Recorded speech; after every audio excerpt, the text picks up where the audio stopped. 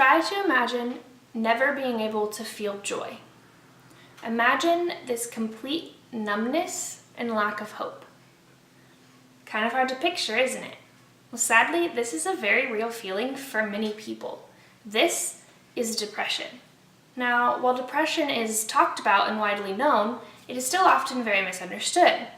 There's more to depression than just sadness and taking pills and going to therapy. It's a very intricate mental illness that we are still learning about every day.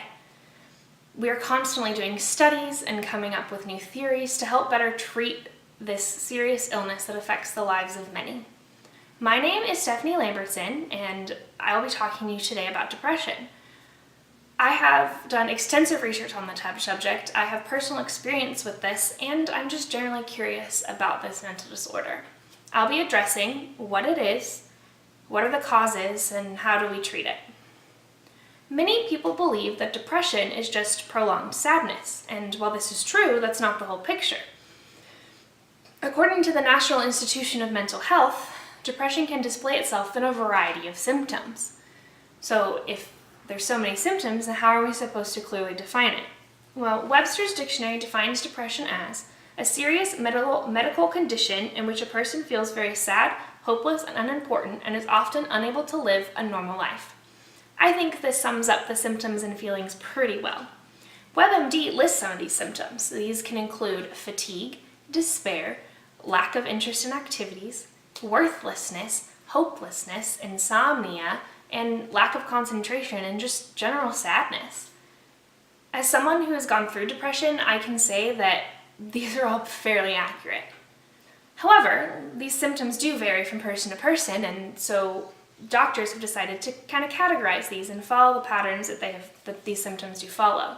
So when you go in to get diagnosed with depression, they'll probably put you into one of these categories as to better be able to find effective treatment methods and effective ways of helping you.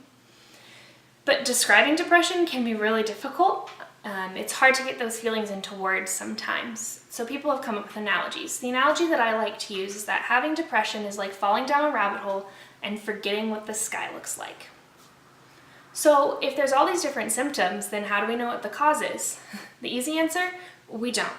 While we have many theories of what causes depression, we don't have any clear facts.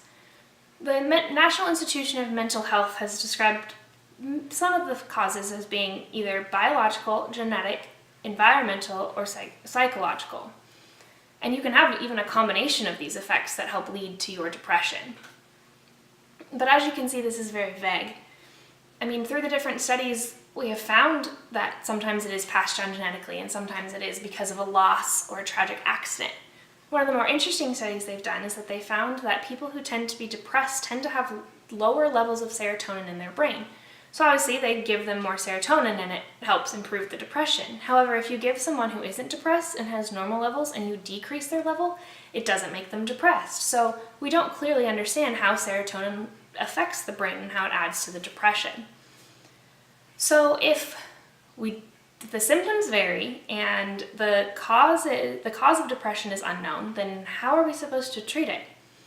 Actually, there are many different treatments to help with depression. And see, the thing is too is that one method that helps one person might not necessarily help the other. But according to Help Guide, one of the most simplest and effective ways to treat depression is just through lifestyle changes. Exercising more and eating healthier, and hanging out with friends can greatly improve your depression. That's easier than it sounds though, because when you're depressed, you don't feel like doing anything. So it's really hard to motivate yourself to do these things. This is where therapy can help. Therapy is great because you can go and you can vent and you can rant to an unknown third party who's unbiased and doesn't know what's going on in your life. You just tell them what you want to tell them and they help you through whatever it is that you're going through. There are different types of therapy. These include cognitive behavioral, talk therapy, and psychotherapy, to name a few, as listed by WebMD. Talking to someone and building this firm foundation can greatly help to motivate you to do better. Many therapists will also recommend medication. However, medication is not recommended to be your only source of treatment. Some of the most common forms of medication, as listed by the National Institution of Mental Health, are Zoloft, Prozac, Lexapro, and Paxil.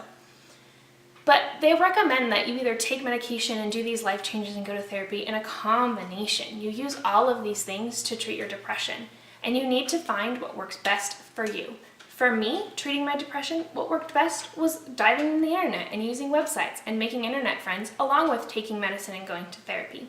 Find what works for you to best treat your depression.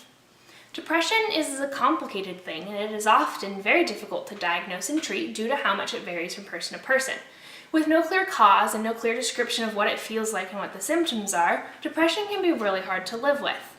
But you have to find the methods that work best and figure out, why am I feeling depressed? Working with a therapist and making these lifestyle changes can greatly help you improve your living. Depression is a very real thing, and we still have a long way to go, but we have come so far in understanding it. Thank you.